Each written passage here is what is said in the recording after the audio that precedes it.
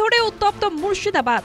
সরকারি সম্পত্তি ভাঙচুর, আগুন, রাস্তা অবরোধ, টায়ার চালানো, বাকি ছিল না কিছুই। শনিবার খবর এলো 3 মৃত্যুরও।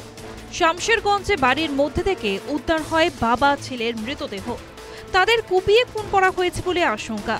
তাদের শরীরে আঘাতের চিহ্ন মিলেছে বলেও খবর। দীর্ঘ সময় তাদের মৃতদেহ বাড়িতেই পড়েছিল বলে জানিয়েছেন স্থানীয়রা। শনিবার তাদের উদ্ধার করে হাসপাতালে নিয়ে যাওয়া হলে মৃত বলে ঘোষণা করা হয়। গুলিতে আহত এক কিশোরেরও মৃত্যু হয়েছে শনিবার। গুলিবিদ্ধ হয়ে চিকিৎসাধীন ছিল ওই কিশোর। শুক্রবারের পর শনিবারও জায়গায় জায়গায় হিংসার আগুন ছড়ায়।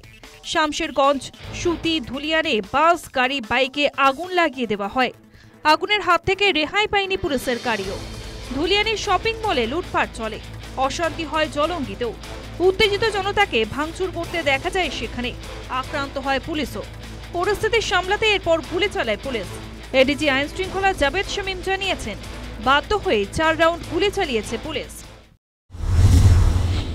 খুব আপনারা দেখেছেন অনেকক্ষণ ধরে পুলিশ প্রচণ্ড সংযত থেকে আমাদের যেরকম যা ড্রিলে আছে সব রকম ফোর্স মিনিমাম থেকে ম্যাক্সিমাম অবধি we try to follow that drill.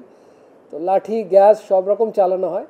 In the mean time যেটা হয়, ক্রাউড আরও এক্সাইটেড, আরও ভায়োলেন্ট হয়ে যায় এবং গভর্নমেন্ট আমাদের প্রপার্টিজ আছে, ইভেন পাবলিক বাস আছে, এগুলোতে অগ্নিসংযোগ, দোকানপাটে ভ্যান্ডালিজম, অগ্নিসংযোগ এরকম ঘটনা আরম্ভ হয়। অ্যারাউন্ড 3 ঘন্টা এরকম চলার পরে পুলিশের ওপরও প্রচুরভাবে অ্যাটাক হয়ে যায়। Then to save property and life of people as well as police personnel 4 round কালকে সুজার মোড়ে আমাদের পুলিশ 4টে রাউন্ড ফায়ারিং করে এবং আমাদের কাছে খবর আছে 2 জন তাতে ইনজার্ড আছেন।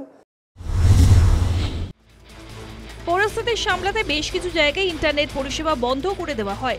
গুজবে কান না দেবার পরামর্শ দেন ডিজিপি রাজীব কুমার। স্পষ্ট বার্তা দেন, গুন্ডামিকে কোনোভাবেই প্রশ্রয় দেওয়া হবে না। গভর্নমেন্ট দিক থেকে খুব ক্লিয়ার এটা আছে, কোনো রকম হুলিগানিজম বরদাস্ত করা যাবে না। We are dealing with this situation very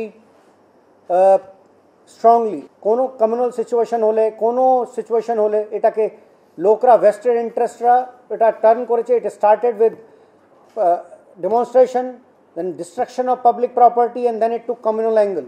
police যেটা আছে পাবলিককে সব সময় আগে ফোর্স ইউজ করে, কোন মিনিমাম ফোর্স ইউজ করে কন্ট্রোল করার চেষ্টা করে। But it doesn't mean that we are action shy. যদি কেউ এক্সট্রিম পর্যায়ে যাওয়ার চেষ্টা করবে, we will deal it very, very strongly.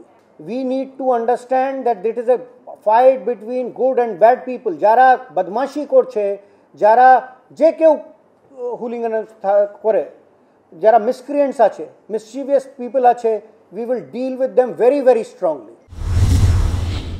Police, RAB, combat ফোর্সের সঙ্গে কাজে লাগানো হয় বিএসএফকেও।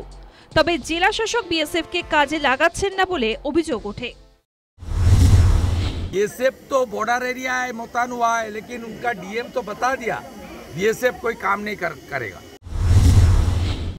এরই মধ্যে বিতর্ক তৈরি হয় শাসক দলের বিধায়ক হুমায়ুন কবিরের একটি মন্তব্যে। নাম না করে দলের সাংসদ খলিলুর রহমানকেই দায়ী করেন ভরতপুরের বিধায়ক। একই সঙ্গে শাসক দলের বিধায়ক বিদ্ধ করেন পুলিশ প্রশাসনকেও।